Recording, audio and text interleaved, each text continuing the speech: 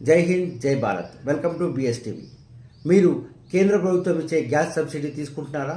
అయితే ఈ వార్త మీకోసమే.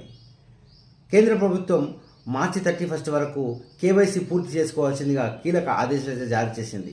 దానికోసం మీరు టెన్షన్ పడాల్సిన పని లేదు. ఎందుకంటే ఈ కేవైసీని 2 విధాలుగా చేసుకునే అవకాశాన్ని కల్పిస్తుంది కేంద్ర ప్రభుత్వం. ఒకటి, ఆన్లైన్లో మీరు మీ మొబైల్ ద్వారా చేసుకోవచ్చు, లేదా ఆఫ్లైన్లో గ్యాస్ వెండర్ల దగ్గరికి వెళ్ళి అక్కడ ఆఫ్లైన్ ఫామ్ నింపి మీరు కేవైసీని పూర్తి చేసుకోవచ్చు.